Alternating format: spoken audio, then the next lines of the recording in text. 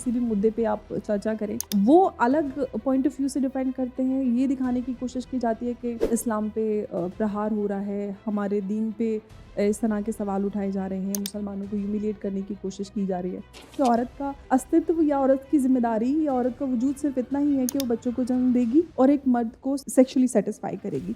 जिसकी सोच इतनी लिमिटेड है, जो औरत का सिर्फ इतना ही रोल समझते हैं, क्या वो औरतों के हुकूक पे बात करने के लिए ऑथोराइज्ड हैं? और आप इतने ही बड़े मुसलमान हैं तो टैक्स लॉ भी वही भारत के वाले फॉलो करते हैं। सबकी फिक्स डिपॉजिट पे टैक्स भी आता है, इंटरेस्ट भी आता है, सारी चीज़ें आती हैं। वहाँ पे इस्लाम खतरे में नहीं आता। इस्लाम खतरा वहीं पे होता है जहाँ पर एक महिला के अधिकारों की बात आती है।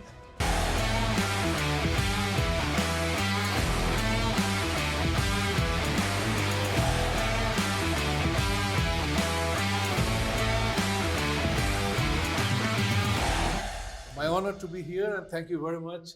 Let me have the pleasure of shaking you by the hand as a Brit would say. नमस्ते, आप सभी का टीजेडी पॉडकास्ट के इस संस्करण में स्वागत है।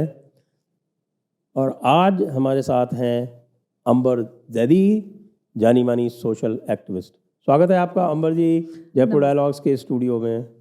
बहुत बहुत धन्यवाद संजय जी। और एक बार फिर से आपके यहाँ जयपुर डायलॉग, चाहे इवेंट हो या आप रेगुलर डिस्कशंस करते हो, और आज पॉडकास्ट एक बेहतरीन शुरुआत और बहुत अच्छा लग रहा है। बहुत बहुत धन्यवाद।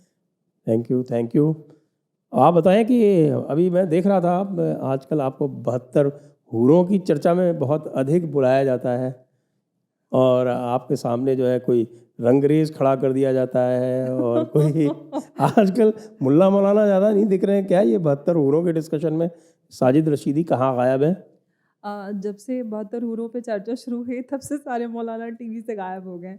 और आपको पता ही है जो शोएब जमाई वाला इंसिडेंट हुआ था, उसके बाद से मौलानाओं का टीवी पे आना बंद हो गया है और अब काफ़ी किल्लत मची हुई है। उसके बाद से रंगरेजी जैसे कई सारे लोग टीवी पे आना शुरू हुए हैं।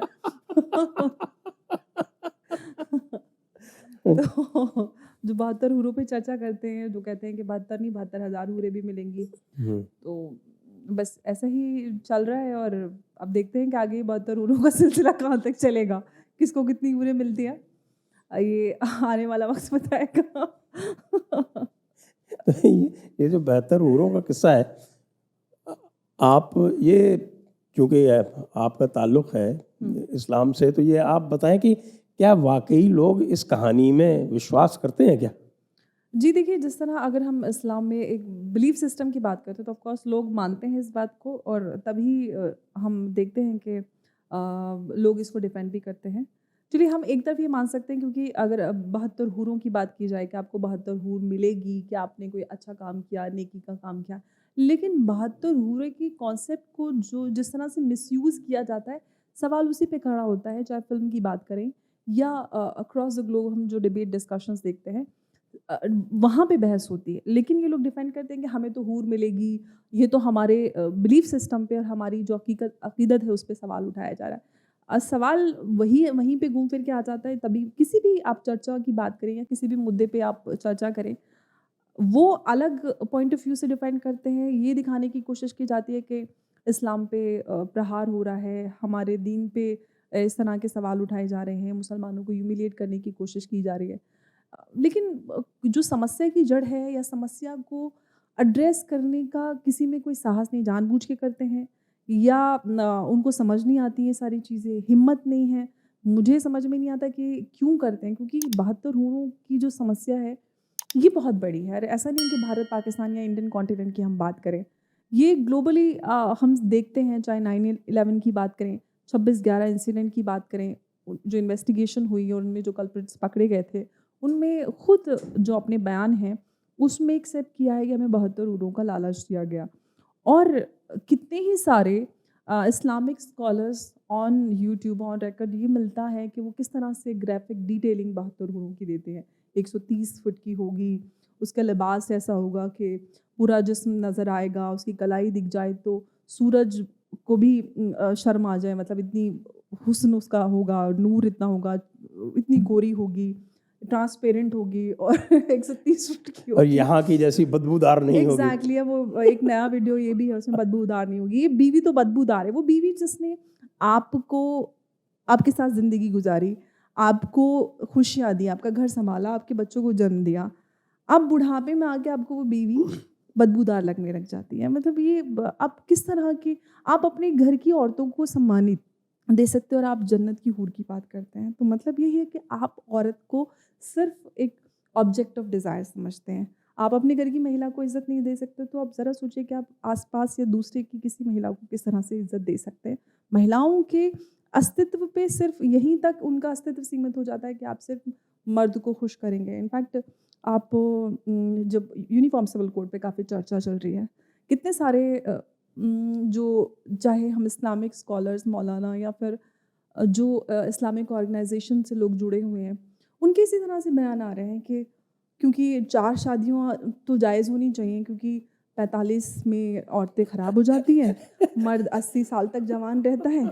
तो ये तो अरशद मदनी का जी, बयान है। जी, अरशद मदनी का ज़रा सोचिए कि एक बुज़ुर्ग इंसान जिनके जिनके अपने परिवार में पता नहीं कितनी दर्जनों महिलाएँ होंगी, वो औरत को बोल रहे हैं कि 45 साल में ख़राब हो जाती है, जिसका मतलब वही निकल के आता है कि औरत का अस्तित्व या औरत की ज़िम्मेदारी या औरत का वजूद सिर्फ़ इतना ही है कि वो बच्चों को जन्म देगी और एक मर्द को सेक्सुअली सैटिस्फाई करेगी। तो जिसकी सोच इतनी लिमिटेड है, जो औरत का सिर्फ़ इतना ही रोल समझते हैं, क्या वो औरतों के हुकूक पे बात करने के लिए ऑथराइज़्ड हैं? और भारत जैसी एक लोकतंत्र में जहाँ पर सबको संविधान ने समान अधिकार सुनिश्चित किए हैं, और समान अधिकार हो या रिलीजन चाहे फ्रीडम ऑफ रिलीजन हो, ये इंडिविजुअल के राइट हैं। कोई अरशद मदनी, मौलाना मदनी या कोई जमीयत उलेमाए हिंद या all India Muslim Personal Law board के पास ये अधिकार नहीं है कि वो सड़कों पे हो हल्ला करेंगे या सड़कें जाम करेंगे इस बिना पर कि हमारे धर्म पे एक प्रहार किया जा रहा है। जैसे कि ओवैसी जी भी बोल रहे हैं कि मुसलमानों को ह्यूमिलिएट किया जा रहा है। मुसलमानों को किस तरह से ह्यूमिलिएट हो जाए? अगर मुझे बराबरी का अधिकार मिल जाता तो आपके कौन से अधिकार का वायलेशन होता है? मेरे समानता का अधिकार आपके आपके अधिकारों का वायलेशन कहाँ से हुआ? तो ये जानबूझ के इस तरह की चीज़ें ऐसा कर देते हैं ताकि जो बेचारे कम पढ़े लिखे लोग हैं या जिनको यूनिफॉर्म सिविल कोड के बारे में उतना सही से जानकारी नहीं है, उनको ईज़िली भड़काकर, जो कि इन 1985 में 84 में जब ये शाहबानो के केस की याचिका गई थी, 84 में जो हुआ 85 में, तो वही सारी चीज़ें आज भी दोहराना चाहते हैं। और मुझे नहीं लगता कि अब वो सारी चीज़ें रिपीट होंगी, क्योंकि आज वो वाला भारत नहीं है। आज भारत में काफ़ी कुछ बदल चुका है। लोग इतनी आसानी से नहीं भटकते हैं। हालाँकि धरनों का दौर तो होता है, कुछ भी हो जाए हर चीज़ में धरना होता है। लेकिन मुझे नहीं लगता कि अब वैसा कुछ हो सकता है कि आप प्रेशराइज़ करा के कोई फ़ैसला बदलवाएँ। हालाँकि किसान बिल्कुल ये बात कही जाती है उसको लेकर। लेकिन यूनिफ़ॉर्म सिविल कोड तो एक ऐसा मसला है, 76 साल हो रहे हैं, और अगर 76 साल में भी भारत की महिलाओं को समानता का अधिकार ना मिले, तो इससे शर्म की बात मुझे नहीं लगती कि एक as women of India, as petitioner uniform civil code को लेकर। अच्छा, आप पिटिशनर भी हैं? जी, 5 साल से हमारी दिल्ली हाई कोर्ट में याचिका है और फिर उसके बाद वो मूव हुई सुप्रीम कोर्ट में। तो मुझे लगता है कि इस पे सरकार को कुछ करना चाहिए। और ऐसा नहीं कि मुझे ही लगता है, सुप्रीम कोर्ट ने बार-बार 85 में शाबानो वाले केस में भी कहा, सरला मुद्गल केस, और एक वो क्रिश्चियन आई थिंक 95 में वो केस था, और एक 2015 का केस है जिसमें अडॉप्शन वाला वो केस था, जिसमें कई बार सुप्रीम कोर्ट ने बोला है सरकारों को कि आप यूनिफ़ॉर्म सिविल कोड पे कुछ करें, क्योंकि अलग-अलग ग्राउंड्स इन तीनों केसेस में नज़र आते हैं जहाँ पर ये समझ में आता है कि यूनिफ़ॉर्म सिविल कोड की इस देश में ज़रूरत है। Directive principle of state policy है, लेकिन यही है कि अरे और चर्चा होनी चाहिए, और चर्चा होनी चाहिए। आखिर कितनी चर्चा? और वो चर्चा कहीं पे नज़र नहीं आती। जब भी चर्चा शुरू होती है तो एक पॉलिटिकल कियोस्क यहाँ पे नज़र आता है। एक वर्ग कहता है कि अरे मुसलमानों का हक छीना जा रहा है, मुसलमानों से नमाज़ पढ़ने का अधिकार छीन लिया जाएगा, हर औरत की शादी फेरे लेके होगी, सबको पजामा ही पहनना पड़ेगा।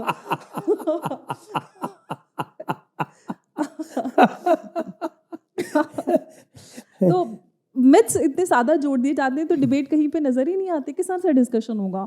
कोई कहता है कि और 10 साल चर्चा करो। 10 साल किस लिए चर्चा की जाए भाई, जब एक तरफ राइट टू इक्वालिटी है plus directive principle state policy का है, तो फिर कहाँ पे आपको चर्चा का आपको स्कोप नज़र आता है?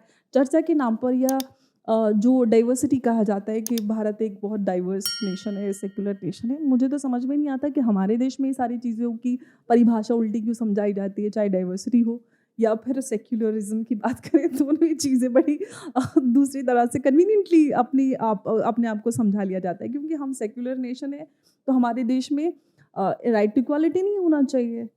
आपको स्पेशल ट्रीटमेंट मिले लेकिन मुझे इक्वालिटी भी ना मिले। तो ये सारी चीज़ें मुझे लगता है बदलने की ज़रूरत है और लोगों को समझने की ज़रूरत है कि अब और नहीं स्पेशल ट्रीटमेंट, जिनको समानता का अधिकार नहीं मिला है, उनको समानता का अधिकार मिले। ये जो सारी डिबेट हो रही है इसमें ये बार बार पॉइंट लेके आते हैं कि साहब ये हमें तो right to freedom of religion है। अब ये जो right to freedom of religion की पूरी डिबेट होती है उसमें हम जानते हैं कि जो right to freedom of religion and conscience है वो एक सेकेंडरी राइट है, क्योंकि it is subject to Of course. Public order, health and morality.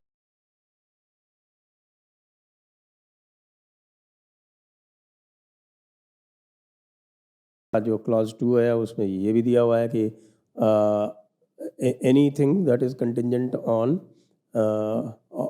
The religious practices associated with political, economic, financial and other secular aspects can be legislated upon. The government can bring legislation on that. तो ये जितनी भी issues हैं अभी मैं आपसे discuss करूँगा। जो शरीयत एक्ट है प्रॉपर उसका कंस्ट्रक्शन क्या है, और इसका जो क्लॉज 2 है उसमें तो ये भी लिखा हुआ है कि government can initiate social reforms. Of course. तो ये सारे होने के बाद भी आपको एक फैक्ट्स बताता हूँ, पता नहीं आपके ध्यान में आया या नहीं आया, लेकिन आप चूँकि पिटिशनर हैं तो ये आपको और ध्यान रहना चाहिए जी। कि जब ये डिबेट हो रही थी आर्टिकल 25 पे, तो आर्टिकल 25 की डिबेट हुई थी 6 दिसंबर 1948 को, और उस दिन ये जो हमारे मोहम्मद इस्माइल साहब थे जी। केरला वाले, जिन्होंने इंडियन यूनियन मुस्लिम लीग के जो फाउंडर थे, जी। जो दूसरे पोकर साहब थे उनके साथ में, उन्होंने इसमें एक अमेंडमेंट मूव किया क्लॉज 3, और ये अमेंडमेंट मूव किया कि साहब के notwithstanding anything in this section the personal laws will be considered as part of right to religion. ये उन्होंने अमेंडमेंट मूव किया, वो अमेंडमेंट डिफीट हुआ। ओके। तो जो लोग भी आज जो बात ये करते हैं कि साहब ये राइट टू रिलीजन का पार्ट है, मुझे लगता है आप भी डिबेट्स में जाती रहती हैं, उनसे ये पूछिए अवश्य कि भाई वो डिफीट हुआ था तो उसका क्या इम्प्लीकेशन है। इसका मतलब कॉन्स्टिट्यूएंट असेंबली ने नहीं माना ना इस चीज़ को, और उसको आज आप बैकडोर से लेके आ रहे हैं। तो ये जो इस समय जो चल रही है कम्युनिटी में डिबेट, तो आप भी उसमें लगातार अपनी वॉइस जो है वो डालती रहती हैं, तो आप इसको कैसे देखती हैं फिर? देखिए संजय जी, जब भी यूनिफॉर्म सिविल कोड का विरोध इस आधार पे किया जाता है कि हमारे जो धर्म का अधिकार है, धर्म उसका वायलेशन हो रहा है। इनफैक्ट मैं लगातार डिबेट्स में जा रही हूँ क्योंकि इसी पे चर्चा काफ़ी हो रही है। हर एक इंसान यही कहता है कि हमारे दीन में मुदाखलत नहीं बर्दाश्त की जा सकती। ट्रिपल तलाक के वक्त भी यही बात कही जाती थी, आज भी यही बात की जाती है। सबसे पहली बात तो ये है, जैसे कि आपने भी जो फ्रीडम ऑफ रिलीजन का सारे क्लॉजेस के बारे में आपने बताया कि हम रिलीजन जो फॉलो करने का जो अधिकार है, सबसे पहले तो एक इंडिविजुअल का अधिकार है। दूसरा, हम क्या रिलीजन या फिर हम डाइवर्सिटी के नाम पे जो सब्जुगेशन ऑफ वुमेन है या महिलाओं के अधिकारों का इतने सालों से दमन हो रहा है, क्योंकि इसमें तो कोई डिबेट ही नहीं है कि जो पर्सनल लॉज हैं वो सब्जुगेटरी हैं या डिस्क्रिमिनेटरी हैं औरतों के लिए, क्योंकि उनमें औरतों का तो कोई सही नहीं है, उनके ऊपर सारी चीज़ें इम्पोज कर दी जाती हैं। तो मुझे लगता है कि वहाँ पे बहस करने से पहले यहाँ पे बहस होनी चाहिए कि क्या डिस्क्रिमिनेशन महिलाओं के साथ नहीं हो रहा है। अगर आप ये मान लेते हैं पहले कि हाँ डिस्क्रिमिनेशन हो रहा है, फिर आप आगे बढ़िए। सबसे पहले तो यही नहीं माना जाता है कि महिलाओं के साथ डिस्क्रिमिनेशन हो रहा है पर्सनल लॉ के नाम पर, और ये बड़ी बातें कही जाती है, अरे इस्लाम सबसे बड़ा धर्म है, औरतों को ये हक देता है, वो देता है तो प्रैक्टिकली क्यों नहीं मिल रहा है? क्यों शाहबानों को कोर्ट जाना पड़ा और उसको 102 या 104 रुपए का गुजारा भत्ता एक बुजुर्ग महिला को नहीं मिला? और कोर्ट ने फैसला दिया, लेकिन लाखों लोग सड़कों पर उतर आए कोर्ट के फैसले का विरोध करने, और जो तत्कालीन सरकार थी वो उन लोगों के प्रेशर में आई और एक वृद्ध महिला के गुजारे भत्ते को वापस ले लिया गया। इससे बड़ी शर्म की 20 बात क्या रुपए। हो? 20 या कुछ तो 20 रुपए 20 रुपए थे जी। तो जरा सोचिए कि आप अपनी ही महिला जो अपने ही समाज से है, अपने ही देश से, देखिए महिला है हमारे देश में, तो ये भावना है, ये मान्यता है कि महिलाएं बेटियां सबकी साझी होती हैं। बेटियां, एक बेटी और एक वो लाचार औरत जिसके पास कोई साधन नहीं है अपना गुजारा करने का, ये अब सुनने में लोगों को लगता होगा कि अरे छोटी सी तो बात है, कहीं से मैनेज कर लेगी एक औरत। क्योंकि मैंने ट्रिपल तलाक पे संजय जी इतने सालों काम किया, जब हम लोग काम करते थे, अलग अलग राज्यों में जाना होता था, अलग अलग विक्टिम से मिलते थे, क्योंकि उनका इंटरव्यू करते थे, हमने डॉक्यूमेंट उस पर बनाया था।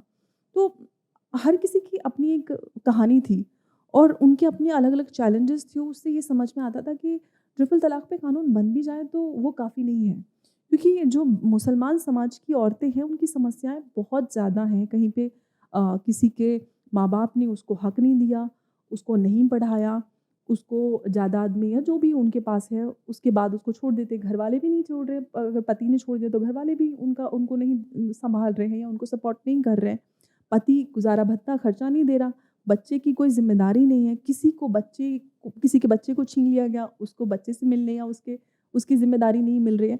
तो ऐसे कितने ही सारे समस्या सामने आई, तो समझ में आया कि महिलाओं के लिए जो अभी मौजूदा पर्सनल लॉज हैं उनका कोडिफिकेशन या यूनिफॉर्म सिविल कोड जैसा कुछ तो होना चाहिए, ताकि कम से कम उनके पास कोर्ट में जाने का एक अधिकार तो हो कि एक सही प्रोविजन के अंतर्गत वो अपने लिए एक हक की मांग तो कर सकती हैं। क्योंकि जब ट्रिपल तलाक पे बहस करते थे तो यही सामने से बात आती थी कि आप बताइए आपके पास आंकड़े क्या हैं, अगर पर्याप्त कानूनी नहीं है तो मैं किस आधार पे आपको आंकड़े दूंगी।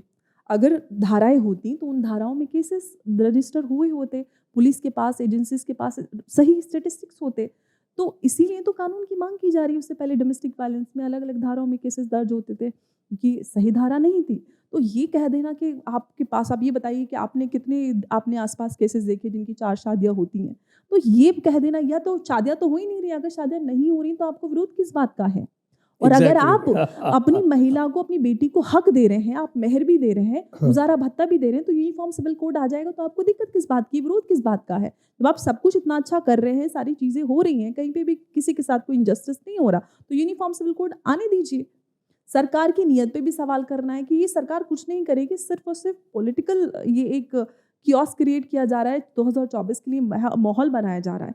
मैं तो ये कहती हूँ, देखिए मुझे इसकी पॉलिटिक्स में नहीं जाना, हालांकि पॉलिटिकल एस्पेक्ट पे हम इस पर चर्चा कर सकते हैं, लेकिन एज विमेन मैं सिर्फ और सिर्फ एक महिला के पॉइंट ऑफ व्यू से ये सोचती हूँ कि अगर मैं अपनी ही बात कर लेती हूँ, ऑल्दो मेरी फैमिली में तो ऐसा है कि जो भी सारी चीज़ें हैं उनमें हम जितने भी बहन भाई हैं सारी सबके नाम वहाँ पर हैं, सबको जो भी है बराबर सबको मिलना है। लेकिन अगर मैं ये सोचती हूँ कि वहाँ पर मेरा नाम नहीं होता, मेरे पापा के जाने के बाद जो भी सारी चीज़ें हों उनमें सिर्फ भाइयों का नाम होता, मेरा और मेरी बहन का नाम नहीं होता, तो शायद मुझे भी इस बात का बहुत बहुत बुरा लगता कि क्योंकि मैं भी तो अपने माँ बाप की उतनी ही बेटू जितने मेरे भाई हैं। तो ऐसा कितनी सारी महिलाओं के साथ होता आया है।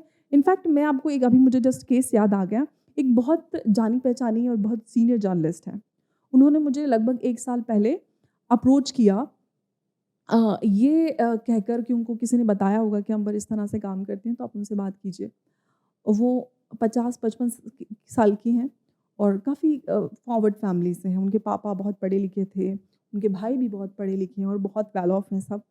उनके पति की शायद डेथ हो गई और उसके बाद उनके पापा भी उनके शायद चले गए थे, तो उन्होंने अपने फादर के साथ वो मूव कर गई थी। अब उन्होंने ये चाहा कि क्योंकि उनके पास अब कोई सोर्स ऑफ इनकम या कोई घर में, चाहती थी कि उनको भी हक मिले क्योंकि वो अपने पापा के साथ रहती थी। उनके भाई ने जो पॉश एरिया में उनके घर थे उनको बेच के कहीं थोड़ा जो गेटोइज्म होता है उसमें जाके वो शिफ्ट हो गए और वहाँ पे एक इस तरह का माहौल बना दिया कि अपनी बहन को कुछ मिले ही नहीं। और वो अपने हक की बात करती हैं तो कहते हैं ये देखो कैसी बहन है, भाई से हक मांग रही है। तो ये एक बड़ा इस तरह का स्टीरियोटाइप हमारे समाज में, शरीयत में तो हक मिलता है। एग्जैक्टली मैं वही बोल रही हूँ कि उनको, वो इतनी परेशान है इतने सालों से, वो ओपनली आकर बात नहीं करना चाहती, लेकिन वो बहुत परेशान है कि थी मैं किससे मांगूं, मेरे भाई इतने पढ़े लिखे हैं लेकिन वो मुझे दबाने के लिए हर मुमकिन कोशिश करते हैं और मेरे ऊपर हर तरह के टैग्स लगाते हैं कि ये औरत ऐसी है, ये वैसी है। या लोग जो आसपास के लोग हैं उनको एक लालची औरत की तरह देखते हैं कि ये देखो भाई से हक मांग रही है। वो उसका हक है, भाई से हक नहीं मांग रही, वो अपने माँ बाप की औलाद है, जैसा हक उस लड़के को मिला है वैसे ही उस लड़की को भी मिलना चाहिए। तो ये सारी चीज़ें समाज में है जो ये कहते हैं कि अरे आप तो एक्चुअली गलत चीज़ें बोलती हैं। जब भी मैं ट्रिपल तलाक ये हम यूनिफॉर्म सिविल कोड पे बात करते हैं तो मैं कहती हूँ कि गुज़ारा भत्ता नहीं मिलता, औरत को हक नहीं मिलता, क्योंकि मेरे पास केसेस हैं, केस स्टडीज़ हैं। मैं ऐसे कोई हवा में बात नहीं करती हूँ, केस स्टडीज़ हैं। आप क्योंकि कोडिफिकेशन नहीं है और फिर आप जैसे कि शाहबानो के केस में हम बात करें उस वक्त भी सामने आता कोर्ट के सामने कि यहाँ पे पर्सनल लॉ प्रिवेल होगा, तो कोर्ट के सामने भी तो यही है पर्सनल लॉ प्रिवेल होगा। अगर उस पर भी बात कर लेती तो वो भी डिस्क्रिमिनेटरी है। औरत को बेटी को बेटे का आधा मिल रहा है, अगर उस पर भी बात कर लेते कि क्या मिल रहा है तो वहाँ पे भी तो आधा ही मिल रहा है ना बेटे का आधा, तो वहाँ पे भी डिस्क्रिमिनेशन है। उस पर कहा जाता है कि शौहर की जायदाद में भी हक है, भाई की जायदाद में भी हक है। शौहर कौन सा शौहर अपनी बीवी को जायदाद में हक दे रहा है? मैंने तो नहीं देखा, शायद कोई होता होगा लेकिन वो वहाँ तो उल्टा है, शरीयत में तो ये है कि अगर शौहर का इंतकाल हो जाए एग्जैक्टली तो वो तो उसके भाइयों को, घर वालों को जाता है। हाँ, वो भाइयों और घर वालों को चला जाता है उसको। और इनफैक्ट अगर आपका कमाया हुआ भी है और आपकी 2 बेटियां हैं तो वो बेटियों को 25% मिलेगा, बाकी आपके भाइयों को मिलेगा। तो ये सारी चीज़ें मुझे लगता है कि आम लोगों को इतनी ज़्यादा जानकारी नहीं है। वो इस बिना पर विरोध के लिए उतर के आते हैं क्योंकि उनसे ये कहा जाता है कि अरे मुसलमानों उतर आओ, देखिए ये मोदी सरकार, ये बीजेपी इस्लाम को ख़त्म करने के लिए, इस्लाम पे ख़तरा है। इस्लाम का नाम लेके लोगों से का एकदम उनको जो एक जमवाड़ा, एक जमघटा इकट्ठा कर लेते हैं अपनी वोट बैंक चलाने के लिए। और सबसे बड़ी बात ये है कि हम जब भी यूनिफॉर्म सिविल कोड की बात करते हैं या ओवैसी जी की बात करें, ओवैसी जी इस तरह से लोगों को इकट्ठा करते हैं जब भी, हालांकि सबसे ज़्यादा संविधान की जानकारी वो रखते हैं और सबसे ज़्यादा संविधान की बात वो करते हैं हर जगह। उसका बिल्कुल तोड़ मरोड़ का उसको हाँ, करते हैं। इस तरह से तोड़ मरोड़ करते हैं, जानबूझकर ऐसे वर्गलाते हैं लोगों को। बेचारे मुसलमान आज तक भटक रहे हैं इस तरह के लोगों की बातों में आके। उम्मीद करती हूँ कि समझ जाएं कि ये उनके हक की बात है और वो अगर इस चीज़ को समझ के आगे बढ़ें तो मुझे लगता है कि मुसलमान समाज का भला ही होगा। आपके 3 तलाक वाले एक्सपीरियंस की थोड़ी सी बात करते हैं, जी क्योंकि वो काफ़ी लंबा चला जी और उसमें जब पहली बार सुप्रीम कोर्ट में जब आया था वहाँ उसकी हियरिंग हुई थी और हियरिंग होने के बाद जो फाइनली जजमेंट आया था और वो जजमेंट भी टच एंड गो था बिल्कुल 3-2 से वो जी जी उन्होंने उसको कहा था कि ये 3 तलाक जो है ये हम्म। गलत है। तो उसके बाद और सरकार के जो कानून बनाने के बीच में क्या हुआ वो थोड़ा हमसे शेयर करें। देखिए सबसे पहले तो जब बहस होती थी तो इनको यही लगता था कि ये जो मोदी सरकार है ना, ये औरतों को बेवकूफ़ बना रही है, सिर्फ माहौल बना रहे हैं, करना कुछ नहीं है। हरी कहते थे अरे हम बात मतलब ऑफ रिकॉर्ड जैसे डिबेट खत्म होती है, ये सरकार जो है मोदी बेवकूफ़ बना रहा है, कुछ नहीं करेगा, आप लोगों को इस्तेमाल किया जा रहा है। मैंने कहा हमें मोदी से कोई लेना देना नहीं, वो लाते हैं बहुत अच्छी बात है। हम तो सुप्रीम कोर्ट से उम्मीद करते हैं कि ये जो इस तरह की एक इल प्रैक्टिस है ये ख़त्म हो जाए। आप अगर वो कोई भी सरकार, यूनिफॉर्म सिविल कोड पे भी कहा जाता है कि वो एक कियोस्क क्रिएट करने की कोशिश कर रहे हैं, करने दीजिए। अगर कोई पॉलिटिकल पार्टी कोई अच्छा काम कर रही है और उसका पॉलिटिकल फ़ायदा लेना चाहती है तो ऑफ कोर्स पॉलिटिकल पार्टीज़ इसीलिए हैं क्योंकि उनको माइलेज भी चाहिए। लेकिन सही मुद्दे को सपोर्ट कर रहे हैं, ये एक प्राइम मोटो है। लेकिन उस वक़्त की अगर हम बात करें, उस वक़्त तो एक्चुअली इन लोगों को बिल्कुल नहीं लगता था कि ऐसा कुछ हो जाएगा। ओके, बिल्कुल नहीं जैसा लगता कि अभी यूसीसी में नहीं लग रहा है। एग्जैक्टली अभी भी ऐसे ही लग रहा है क्योंकि मैं इस प्रोसेस से गुजर चुकी हूँ। ट्रिपल तलाक के वक्त मैंने पूरा देखा है, उस वक्त बहुत ज़्यादा चर्चा होती थी। 370 में भी इनको ऐसा नहीं लगता था। एक्चुअली यही बोलते हैं, इनको बहुत कॉन्फिडेंस था क्योंकि इस भारत जो आज पिछले 1 दशक का भारत है, ऐसा भारत पहले कभी था ही नहीं। क्योंकि इनको ये लगता था क्योंकि हम जो बोलते हैं वही होता है, हम सड़कों पर उतर आएंगे, चक्का जाम करेंगे और अपनी मनमानी, जो मांगे हैं वो पूरी करवाएंगे। तो मांगे पूरी करवा देते आए हैं, उनको वो आदत है, आदतें बिगड़ी हुई हैं, अब बिगड़ी हुई आदतों को सुधारा जा रहा है। तो उनको वही है ना, जब आप एक बच्चा स्कूल नहीं जाता उसको मार मार के डंडियाँ जब स्कूल भेजा जाता है और वो पेट दर्द का नाटक करता है तो इवेंचुअली मम्मी को समझ में आ जाता है कि नाटक कर रहा है, बार-बार पेट दर्द का नाटक कर रहा है, तो वे डंडी मार के स्कूल छोड़ के आती है। तो अब मम्मी डंडी मार के स्कूल छोड़ के आ रही है, स्कूल जाना पड़ेगा, पढ़ाई करनी पड़ेगी, पढ़ लिख कर इंसान बनना पड़ेगा। यही प्रोसेस चल रहा है। अब सब जो बिगड़े हुए बच्चे हैं ना उनको स्कूल भेजा जा रहा है पढ़ लिखने के लिए। तो फिर जब जजमेंट आ जाता है उसके बाद फिर क्या होता है? बहुत यही बात कही जा रही थी कि चाहे कुछ भी हो जाए हम तो वही मानेंगे जो इस्लाम में है। और हालांकि अगर ट्रिपल तलाक के इस्लामिक प्रोस्पेक्ट की बात करें तो इंस्टेंट ट्रिपल तलाक तो अन इस्लामिक है। तलाक बिद्दत बोलते हैं एग्जैक्टली, उसको। तलाक बिदत ही अपने आप में एक बिदत का तो अपने आप में इस्लाम में तो बिदत है ही, गुनाह हराम है। तो बिदत या इनोवेशन तो इस्लाम में आप कर ही नहीं सकते कोई भी। तो आप एक महिला अधिकार का जहाँ पे वायलेशन हो रहा है तो वहाँ पे बिदत भी जस्टिफाइड है। ये देखिए हिपोक्रेसी और बेशर्मी के इंतहा। और पॉलिटिकल पार्टीज ओवैसी जी जो सबसे ज़्यादा अल्लाह की और संविधान की बात करते हैं, वो तक उस समय किस तरह की बहसें होती थी, किस तरह के चाहे कोर्ट में हम एफिडेविट्स की बात करें, all India Muslim Personal Law board का आपको याद होगा, एफिडेविट में उन्होंने महिलाओं के विरोध में किस किस तरह की बातें कही थी। तो महिलाओं कुछ याद दिलाएं। जी, जैसे कि औरतें नाक़िस अक्ल होती हैं। क्या होती है? नाक़िस अक्ल मतलब औरतें कम अक्ल होती हैं। अच्छा।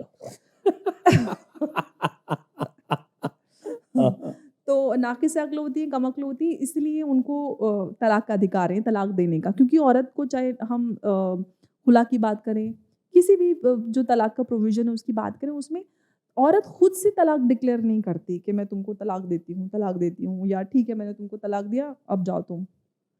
औरत को तलाक का अप्रूवल लेना पड़ता है कि भाई मैं तुमको छोड़ रही हूँ, उस पे साइन कर दो। तो ये जो है ये अपने आप में डिस्क्रिमिनेटरी। हमारे तो जो संविधान है उसमें आपको अगर तलाक चाहिए तो आप तलाक दे सकते हैं अपने शौहर को या जिसके साथ आपकी नहीं बन रही है। तो औरत को छोड़ना बड़ा आसान है, लेकिन औरत को अगर किसी को छोड़ना है तो वो उसको जो दारुल क़ज़ा, इनफैक्ट दारुल क़ज़ा का भी उस वक्त भी चर्चा होती थी और आज भी दारुल क़ज़ा पे बात हुई है जब उनकी all India Muslim Personal Law board की तरफ से और जामियत की तरफ से भी कि ये हम चलाते रहना चाहते हैं। तो तो शरीयत कोड बनाना चाहते हैं ना जी, तो वो दारुल क़ज़ा मतलब शरीयत कोड। तो in fact all India Muslim Personal Law board की उस वक्त भी चर्चा में आया था कि उसको भी 50-55 के आसपास शरिया कोड चल रही थी। तो सबसे बड़ी बात ये है कि लोगों को समझ में नहीं आता कि एक लोकतंत्र में रहने के बावजूद वैसे लोग दारुल क़ज़ा में जाते हैं क्या वाकई? जाते हैं और वहाँ पे वो नाइंसाफ़ी लेके आते हैं। औरतों के साथ इंसाफ तो होता ही नहीं है। औरतें भटकती हैं, वही जो विक्टिम्स हमें मिलती थी वो वही होती थी जिनके साथ नाइंसाफ़ी होती थी। उनकी जिनकी तलाक, जिस आदमी ने 3 बार तलाक कह दिया और कह दिया कि चलो अब तुम्हारा तलाक हो गया, अब जाओ तुम। या फिर किसी के साथ हलाला करवाया जाता था। एक्सेप्ट नहीं करते, सब कुछ, लेकिन जब पब्लिक प्लेटफॉर्म पे आते हैं तो कहते हैं बहुत अच्छा है, सब कुछ बहुत बढ़िया चल रहा है, कोई दिक्कत नहीं, कोई परेशानी नहीं है। ये जो संघी है, बीजेपी है, इन्होंने ये सारी समस्या बनाई हुई है। किसकी शादी हो रही है, किसको छोड़ा जा रहा है, किसके साथ हक तलफी हो रही है। अगर इस तरह की बातें करके हम ऐसा ही करते रहेंगे तो मुझे लगता है समस्या ख़त्म नहीं हो जाएगी, वो समस्या और बढ़ती रहती है। और यही वजह है कि आज महिलाएं खुलकर अपनी बात रखती हैं और बहुत सारी उस वक्त नहीं होती थी इतनी महिलाएं। जब हम लोग 2015-16 के आसपास, तब तो इस पे हम लोग जाके जब अप्रोच करना शुरू करते थे उन लोगों को, तो वो लोग बात करने से बहुत डरते थे। उनको लगता था कि मुझे वो समझते थे कि कोई हिंदू महिला है, हिंदू लड़की है, और कहते थे नहीं जी हमारे तो इस्लाम में जायज़ है ट्रिपल तलाक, ट्रिपल तलाक। लेकिन नहीं है, मैं एक मुसलमान हूँ, हमारे ऐसा नहीं होता है। तो उनको समझाने में ही एक बहुत बड़ा मेरे ख्याल से शिया में नहीं होता है ना? हमारे यहाँ नहीं होता, बट इस्लाम में तो जो एक सुन्नियों में तो होता ही है। हमारे यहाँ तो ऐसे वर्बल तलाक होता ही नहीं है शियाज में। तो उनको समझाने में ही बहुत टाइम लगा। वो ओपन अप बड़ी मुश्किल से हुए, फिर उनको समझ में आया, कॉन्फिडेंस हुआ कि हाँ ये हमारे लिए बेहतर कुछ काम कर रहे हैं। तो एक बड़ा लंबा प्रोसेस था उस वक्त लोगों का विश्वास जीतना। अब जानते हैं कि सोशल वर्क में अप्रोच करना, फिर उनको कॉन्फिडेंस में लेना, उसके लिए टाइम लगता है। तो बड़ा एक अलग एक्सपीरियंस था। काफ़ी अटैक्स भी होते थे, हम लोग कहीं जाते थे ऐसे एरिया में तो शीशे की बॉटल, एक बार हम लोग एक जगह से इंटरव्यू करके ऐसे निकल रहे थे तो हमारे गाड़ी पे कहीं से बड़ी शराब की बॉटल कांच वाली आई, हम लोग बहुत डर गए और वहाँ से भाग के निकले। तो बहुत सारे एक्सपीरियंस है, अब तो हंसी आती है, उस वक्त बड़ा डर लगता है। आइए उसी पे चलते हैं कि फिर जब वो जजमेंट आ गया उसके और लॉ के बीच में क्या तमाशे हुए? अब सबसे पहली बात तो वही है, जैसे back to that same thing कि उनको लगता ही नहीं था ऐसा होगा। हर जिस एक दिन बात जजमेंट आया उस दिन क्या हुआ? अब स्टूडियोज़ में तो मिठाइयाँ चल रही थी, सब लोग मिठाई खिला रहे थे और ये मतलब सबसे पहले तो जब इसको नल एंड वॉइड डिक्लेयर किया गया था, तो वो भी अपने आप में एक बड़ा दिन था। तो कहते हैं कि नल एंड वॉइड डिक्लेयर हो गया तो अब कानून बनाने की क्या ज़रूरत है? अब कानून क्यों बनाना है? नल एंड वॉइड हो गया तो तलाक तो मानी नहीं जाएगी। मतलब कानून नहीं बनाइए, इसको आप पीनलाइज़ मत कीजिए। अब तो मानेंगी नहीं, अगर आपने नहीं माना कि ये हो ही नहीं रहा तो फिर सज़ा किस बात की? और उस पर स्टेटमेंट ये भी आए थे कि सुप्रीम कोर्ट कुछ भी कहता रहे, हम तो एग्ज़ैक्टली वो कोर्ट भी मैं वही बोल रही हूँ, यही बोलती थी कि बन भी जाए कानून तो मुसलमान तो वही मानेगा ना कि जो इस्लाम का कानून है। तो मैंने जो स्टार्टिंग में कहा था कि महिला विरोधी कानून, वो जो बिदअत भी है उसको भी आप जायज़ ठहरा रहे हैं, क्योंकि उस वक़्त यही कहा गया था कि मुसलमान तो वही करेगा जो इस्लाम ने कहा है। और जब पीनलाइज़ किया गया उसको तो तब तो बहुत ज़्यादा मिर्ची लगी थी कि एक मर्द, वो औरत का खर्चा कौन उठाएगा? कौन ज़िम्मेदारी लेगा उस औरत की? हाँ, ये मेजर आर्ग्यूमेंट था। हाँ, कौन ज़िम्मेदारी लेगा? हमारे पास जितनी विक्टिम्स थी, दर्जनों, हज़ारों विक्टिम्स थी, हम अलग-अलग देश से, किसी को किसी ने 1 रुपया नहीं दिया था। बेचारी कोई जॉब करती थी, कोई सिलाई करती थी, कोई किसी, इनफैक्ट एक विक्टिम तो ऐसी थी जो लिटरली माँग के गुज़ारा करती थी। अब मुझे उसके बारे में सोचती हूँ, तो जब मैं उसके संपर्क में आई तो मुझे पता चला कि कोई गाँव के पड़ोसी उसको कोई लकड़ी दे देता था, क्योंकि बहुत छोटे गाँव से थी वो, बुलंदशहर के एक गाँव से। उसके पहले वो पड़ोस में कोई गाँव में चूल्हा जलता है, लकड़ी दे देता था, कोई चावल दे देता था, वो चावल उबाल के और ऐसे गुज़ारा करती थी।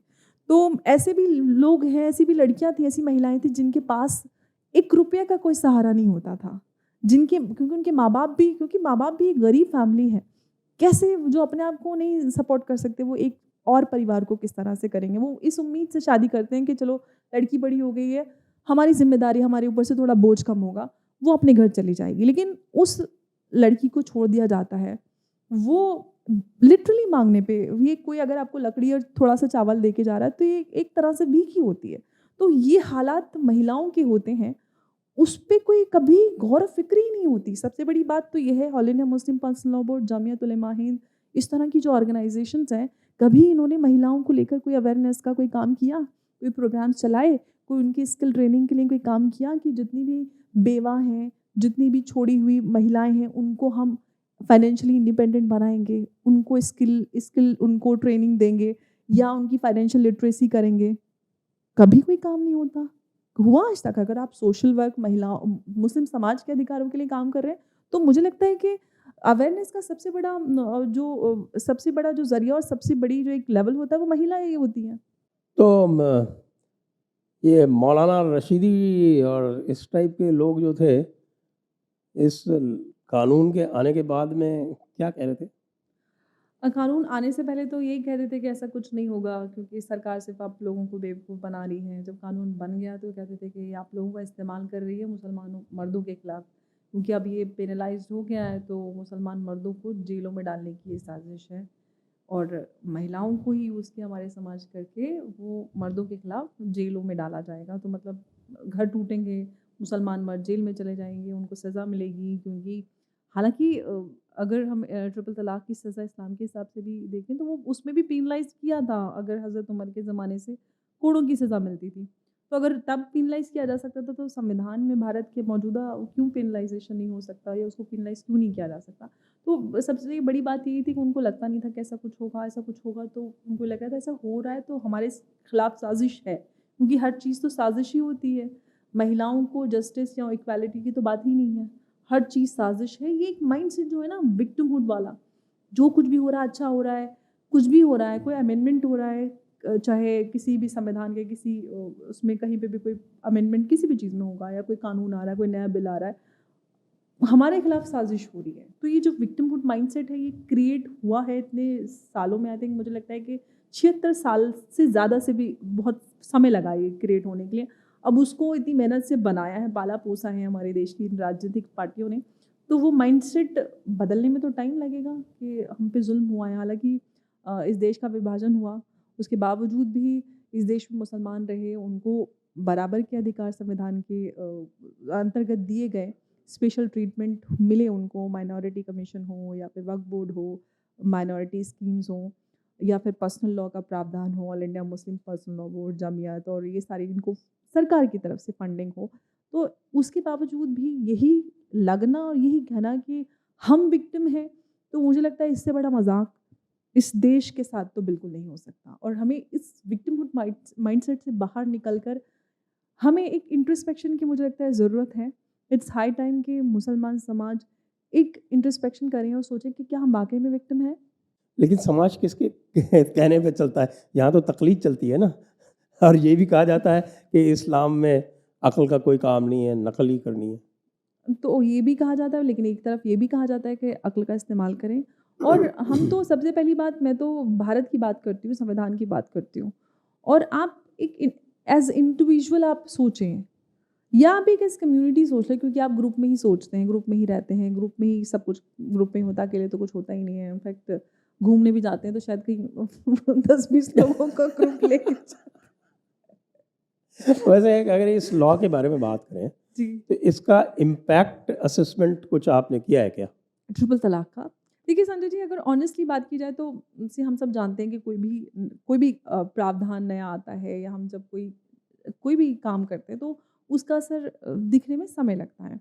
लेकिन सबसे पहली बात तो ये, सबसे जो बड़ा फ़ायदा हुआ ये कि एक प्रावधान है सही, जिसके अंतर्गत मुस्लिम महिलाएं जाकर थाने में शिकायत कर सकती हैं, एक सही प्रावधान के अंतर्गत कि उनके शौहर ने उनके साथ ये किया है जिसकी सज़ा ये मिलने वाली है। उसके पहले डोमेस्टिक वायलेंस में केस दर्ज होते थे, फिर वो छूट जाते थे, उनको कोई सज़ा नहीं होती थी, औरत घर से निकल जाती थी और वो सारी चीज़ें। लेकिन उसके बाद केसेस दर्ज होने लगे और एक खौफ का माहौल तो है, क्योंकि सबसे ज़्यादा केसेस यूपी से आते थे। डर का माहौल और है। एक तो बाबा का जो खौफ है ना कि अरे अगर कर दिया ना तो बाबा डंडा मारेंगे, सही वाला। तो सबसे पहला तो खौफ बाबा जी का है। उसके बाद कानून का तो है, कानून है तो बाबा जी कानून व्यवस्था में तो नंबर 1 है यूपी में। तो उनको पता है कि अगर हमने कुछ गड़बड़ की तो बाबा जी का डंडा लगेगा।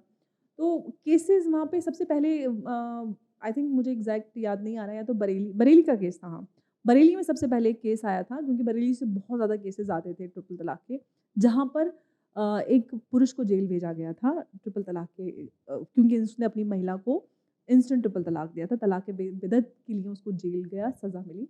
तो मुझे लगता है कि एक बड़ी जीत है इस देश की महिलाओं के लिए। मैं तो बहुत खुश होती हूँ कि कम से कम उस गुनाहगार को सही कि जो उसने किया है सही तरीके से सज़ा मिल रही है। उसके पहले तो तलाक उसने दी और महिला का हलाला कराया जाता था, तो अपराधी को सज़ा मिली हलाला ना। तो अभी भी है। इसमें जो मैंने सुना है मौलवियों को कहते हुए कि तलाक़े बिद्दत गलत तो है, लेकिन अगर ये हो गया तो हो गया, और उसके बाद तो हलाला तो करना ही पड़ेगा। तो सज़ा भले ही हो जाए लेकिन हलाला तो करना ही पड़ेगा। तो अब इसीलिए तो यूनिफॉर्म सिविल कोड की बात आती है ना। यूनिफॉर्म सिविल कोड की बात इसीलिए आती है, जैसे कि हम बात कर रहे थे चर्चा, कि समस्या सिर्फ ट्रिपल तलाक ही नहीं थी। उसके बाद जो कितनी सारी चीज़ें होती हैं उससे समस्या उत्पन्न होती है, उससे पहले और उसके बाद बहुत सारी। तो हर एक समस्या का निवारण संविधान के अंतर्गत ही हो सकता है, या कहीं कहीं पे इनजस्टिस अपराध हो रहा है उसके लिए सरकार है, संविधान है, और एक वो स्टेट की जिम्मेदारी होती है कि एक नागरिक के अधिकारों की सुरक्षा करना। और अगर सरकार से संविधान से उम्मीद न रखें तो किससे रखें? हम all India Muslim Personal Law board से तो उम्मीद रख नहीं सकते, जहाँ पर महिला विंग ही नहीं तो महिला विंग डिसमेंटल किया। अब जब प्रेशर अब तो वहाँ शिया विंग भी नहीं है, शियाओं ने अलग कर लिया अपना। उन्होंने अलग कर लिया और महिलाओं ने अलग कर लिया, और महिला विंग उन्होंने डिसमेंटल कर दिया था। प्रेशर में आने के बाद उन्होंने फिर से बनाया है। अच्छा जी, जहाँ पे महिला अधिकार की बात नहीं होती। अच्छा, यूसीसी में यदि देखा जाए, अगर यूसीसी को अगर नक्शल में देखा जाए तो यूसीसी में जो भी बातें हो रही हैं वो जेंडर जस्टिस की हो रही हैं। एब्सोल्युटली, कि महिलाओं को सक्सेशन में अधिकार मिलना चाहिए, महिलाओं को प्रॉपर्टी में अधिकार मिलना चाहिए, महिला की जो प्रॉपर्टी है उसमें उसका अधिकार होना चाहिए। एग्जैक्टली। वो अपने हिसाब से उसको डिस्पोज ऑफ कर सके। उसके बाद ये कहते हैं कि भाई उसका जो है वो गार्जियनशिप में उसका अधिकार होना चाहिए, अडॉप्शन में उसका अधिकार होना चाहिए, उसको अडॉप्शन की मोहलत मिलनी चाहिए उसको चूज़ करने के लिए, एक जैसे कि बाकी सारी महिलाओं को होती है जी। तो जो उसका हलाला नहीं होना चाहिए। एब्सोल्युटली। और तलाक जो है वो कोर्ट से होना चाहिए और दोनों को बराबर बराबर हक मिलना चाहिए। बेसिकली यही इश्यूज हैं, यही इश्यूज हैं इसमें। और ये जब कहते हैं कि शरीयत जो है वो तो खुदा का फरमान है, उसके खिलाफ हम नहीं जा सकते, एक्ट बना हुआ है। तो मैं आपको उस एक्ट की थोड़ी सी हकीकत बताना चाहता हूँ। जो शरीयत एक्ट है 1937 का, उसमें कुल जमा 4 सेक्शन है जी। और उसमें पहला सेक्शन तो जो फॉर्मल होता है, शॉर्ट टाइटल इत्यादि का। फिर जो दूसरा सेक्शन है वो कहता है कि साहब की टू शरीयत law to apply to all Muslims. उसमें ये कहता है कि भाई all questions relating to personal law. फिर ब्रैकेट में आता है save questions of agricultural land, मतलब एग्रीकल्चरल लैंड को उससे एक्सक्लूड कर दिया गया है। यदि आप स्टडी करें इस समय मुसलमानों की प्रॉपर्टी को, या 1937 में जिस समय बना था यह कानून, तो मेरे ख्याल से मुसलमानों की 90 से 95% जो प्रॉपर्टी थी वो एग्रीकल्चरल लैंड थी उस समय। और आज भी मुझे नहीं लगता कि वो कम से कम 85-90% से कम होगी। तो 85-90% जो लैंड जो है वो शरीयत से एक्सक्लूड कर दी गई। तो ये क्या शरीयत का मुखालफत नहीं है? ये गुनाह नहीं है? एक चीज़ और बताता हूँ आपको, इसमें और भी इंटरेस्टिंग चीज़ है। और इसमें जितने भी प्रोविजंस इंक्लूड किए गए हैं, जो भी प्रोविजंस इंक्लूड किए गए हैं, वो 90% जो है, एक तो इंटेस्टेसी जो है वो सेक्शन 2 में इंक्लूड है। इंटेस्टेसी मतलब जो यदि कोई फौत बिना विल किए मर जाए तो वो उसमें इंक्लूडेड है। बाकी सारे के सारे जो है वो मैरिज और डिवोर्स से रिलेटेड प्रोविजंस है और महिला की प्रॉपर्टी से रिलेटेड प्रोविजन है। फिर गार्जियनशिप इसमें इंक्लूड कर ली गई जी, गार्जियनशिप इसमें इंक्लूड कर ली गई। लेकिन विल, अडॉप्शन और लेगेसी, ये तीनों इसमें इंक्लूडेड नहीं है। उसके लिए सेक्शन 3 आता है। वो यदि आप चाहते हैं कि वो आपके ऊपर लगे तो आपको ऑप्ट करना है, आप जाके कहिए, ये आपका ऑप्शन है, मतलब वो तो वॉलंटरी है। जहाँ जहाँ अशराफिये का इंटरेस्ट था, जहाँ जहाँ हमारे अशराफ मुल्ला मौलाना जो AMM क्लास है उसका इंटरेस्ट था, वो सारे एक्सक्लूड किए गए जी। क्योंकि बताया जाता है कि जिन्ना में और ब्रिटिश में पैक्ट हुआ था। ऐसा अभी एस गुरुमूर्ति जी ने बताया है कि उनमें पैक्ट हुआ था और केवल जो मुसलमान पब्लिक थी उसको अपने कब्जे में लाने के लिए ये काम किया गया। जो लोग सदियों से, यानी 1000, उस समय 1300 वर्ष हो गए थे इस्लाम को, वो सारे के सारे यहाँ पर लगभग हिंदू लॉ से चलते थे।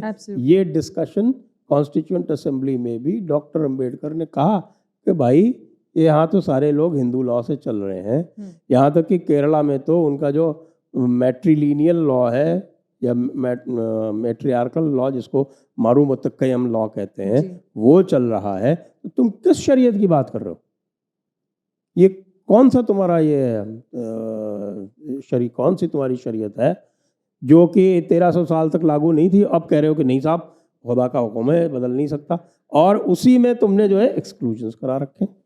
जी, अब एक तो शरीयत एक्ट के जो आपने हिपोक्रेसी की बात की, लेकिन अगर हम इस्लामिक पॉइंट ऑफ व्यू से बात करते हो तो मेरे हिसाब से तो शरीयत एक्ट होना भी नहीं चाहिए था एग्जिस्टेंस में, क्योंकि इस्लाम के कानून में तो बदलाव कर ही नहीं सकते। आपको तो हर एक कानून शरीयत का मानना है सपोजिटली। तो सबसे पहले तो जो पीनल, लेकिन मान कहाँ नहीं देते, वो हिंदू लॉ चल रहा था यहाँ तो पूरा। नहीं, वो अब मैं आज के दौर की बात कर रही हूँ। एग्जिस्टेंस में नहीं होना चाहिए था, क्योंकि मुसलमानों को तो अपना अलग से पूरा शरीयत कोडिफाई करवाना चाहिए था, चाहे टैक्स लॉज हो या पीनल कोड की बात करें या सिविल लॉज, वो होने चाहिए थे इस्लामिक कानून के हिसाब से, जो शरिया के कानून में कहा जाता है। हम भारत की अगर मौजूदा दौर में बात करते हैं, यहाँ पे सब लोग यूनिफॉर्म सिविल कोड की पे ही सिर्फ इस्लाम खतरे में आता है। अदरवाइज पीनल कोड सबके लिए एक जैसा है, आपके लिए भी मेरे लिए भी। किसी मुसलमान के आज तक हाथ नहीं कटते और सबके अकाउंट्स हैं, सबके फिक्स डिपॉजिट्स हैं। सारे Hundreds भी सारे आते हैं। सूद लेते हैं बैंक से। एग्जैक्टली और फ्री पॉलिसीज जो सरकार की माइनॉरिटी स्कीम्स होती हैं, सरकार मदद भी देती है, फ्री सिलेंडर भी देती है, राशन भी देती है, हज सब्सिडी ऑल अब ख़त्म हो गई है, वो भी मिलती थी, और वक्फ बोर्ड भी है।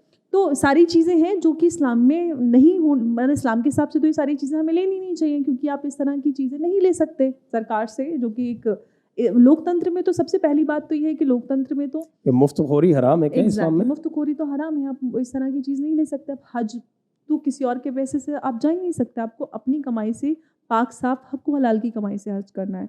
तो आप ये सारी चीज़ें किस नाम पे कर रहे थे? तब अल्लाह के जो दीन की शरीयत थी, अल्लाह की जो शरीयत थी कुरान, वो सारी चीज़ें कहाँ गई थी?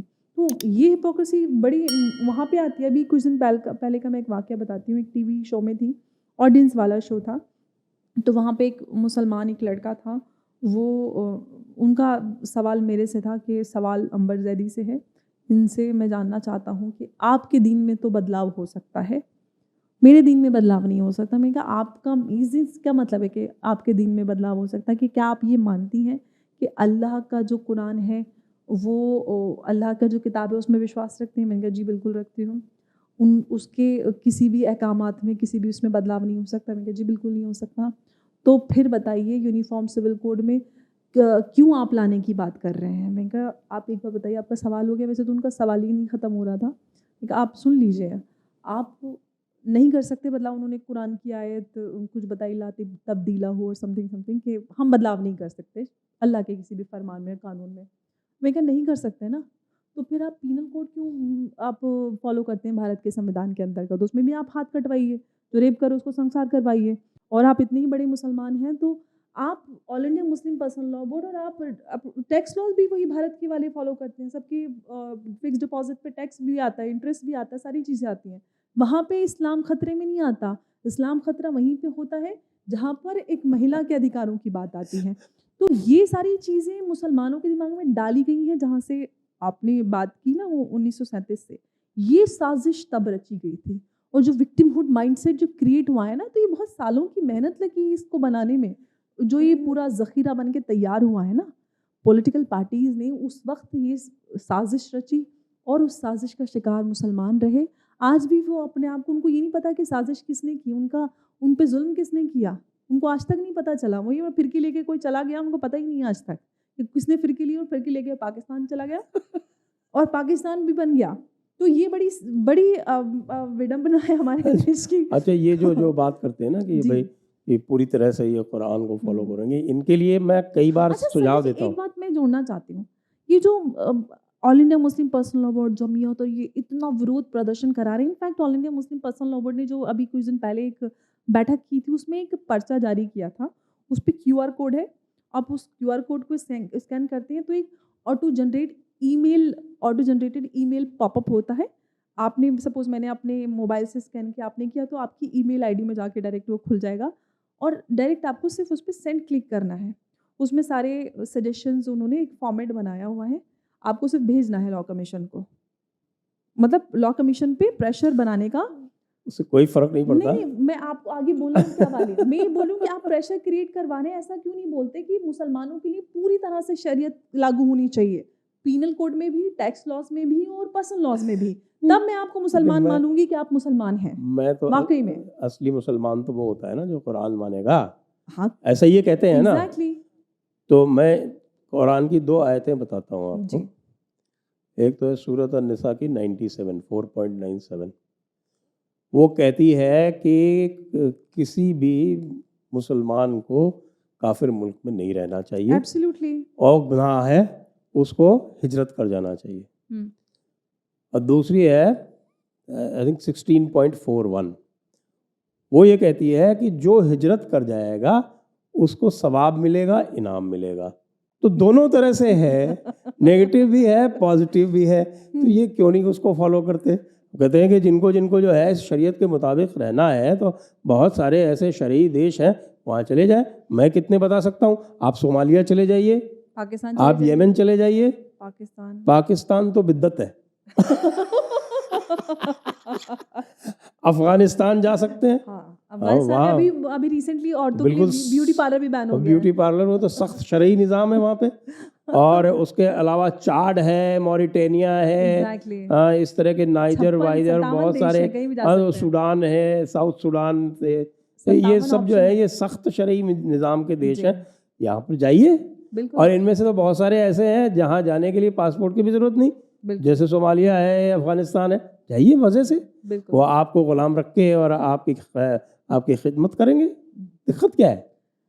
दिक्कत तो यही है ना कि हमें यहाँ पे रहना भी, हमें सारे मजे भी लूटने हैं और ये भी कहना है कि भाई बड़ा जुल्म हो पाकिस्तान रहा है। जिन्होंने बनवाया उनमें से कोई पाकिस्तान नहीं गया। सारे यूपी सबसे वाले बड़े वही हैं। ये यूपी वाले जो ये सब वही बरेलवी आपके जी मसलक वाले हैं, सबसे आगे यही थे। जी और अहमदिया इनके मुफ्ती जो थे सबसे बड़े, नईमुद्दीन मुरादाबादी, जी वो इसमें सबसे आगे थे। उन्होंने पूरा का पूरा चार्टर बनाया था, 11 point charter. All India Sunni conference में उनको मुकम्मल किया गया था कि उसके वो सदर बने थे, और फिर उन्होंने वो चार्टर बनाया था कि ये पाकिस्तान का निज़ाम इस तरह से चलेगा। और ये वो चला किस तरह का निज़ाम था, वो जैसे पाकिस्तान। ईरान का है ना उस तरह का था कि एक सुप्रीम काउंसिल होगी, उसका एक जो सदर होगा, प्राइम मिनिस्टर वो अपॉइंट करेगा, जैसे वहाँ होता है। मुंगेर लाल के हसीन सपने। मुंगेरी लाल के हसीन सपने जो थे, अच्छा, और जो और दूसरे थे अबू हलाल मौदूदी, वो अपोज कर रहे थे कि भाई पार्टीशन नहीं होना चाहिए। जब पार्टीशन हो गया तो ये नईमुद्दीन मुरादाबादी और ये अहमद रज़ा बरेलवी के दोनों, मुस्तफ़ा और हामिद, जी ये सब पहुंचे पाकिस्तान कि जी अब तो हमारा 11 पॉइंट चार्टर चलेगा। हम्म, वहाँ इनको किसी ने भाव नहीं दिया। भाव किसको दिया? अबू लला मौदूदी को। और वो शब्बीर हसन उस्मानी इनके देवबंद के थे, वो वहाँ पहुँच गए उनको। और भाई देवबंदी और ये आपके जमात इस्लामी वाले जो है वो तो हो गए वहाँ पे राजा, और ये हो गए फ़कीर, वहाँ से वापस लौट आए यहाँ पर।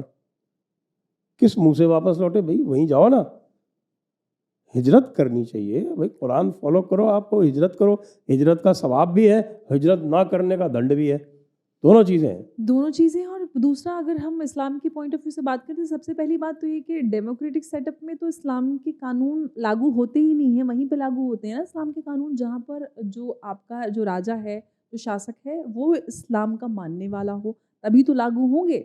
अगर आप इस लोकतंत्र में शरिया की बात करते हैं तो मुझे लगता है ये तो सबसे पहले इस्लाम के खिलाफ बात है। और लोकतंत्र या डेमोक्रेटिक सेटअप में तो एक बिलीफ सिस्टम तक ही लिमिटेड होता है ना इस्लाम। और हम देखते भी हैं बहुत सारे जितने भी डेमोक्रेटिक सेटअप में वहाँ पे सारे मुसलमान जो भी वहाँ के लॉज होते हैं वही मानते हैं। लेकिन ये भारत में ही सारी चीज़ें होती हैं, आपने कहीं और ऐसा होते हुए देखा? आपने यूरोप में पूरे कहीं पे देखा, अमेरिका में कर देखा रहे हैं हो? ना फ्रांस में दंगा, वो दंगा कर रहे हैं शरीयत लेकिन लागू करने के लिए तो कर रहे हैं। और शरीयत नहीं, कोर्ट इन्होंने यूके में भी चला लिए हैं। हाँ वो अच्छा, ये भी एक बड़ी विडंबना है कि हम जाते हैं एक ऐसे देश से जहाँ पर बड़ा जुल्म हो रहा होता है, हम जाते हैं एक रिफ्यूजी बन के कि भाई हमें शरण दे दो, फिर वहाँ पे जाके फिर हमें वही शरिया चाहिए जिससे हम बच के वापस बाहर गए थे। तो ये जो नेवर एंडिंग प्रोसेस है ना कि एक ऐसे वो, कोई तो कहावत है ना कि अपनी दुम के पीछे ऐसे ऐसे कोई तो जान, मुझे एग्जैक्टली याद नहीं आता। वो सांप अपनी दुम हाँ वो ऐसे घूमता रहता है ना, उसको लगता है कि कोई तो पीछे काट रहा है वो तो वही वाला चल रहा है।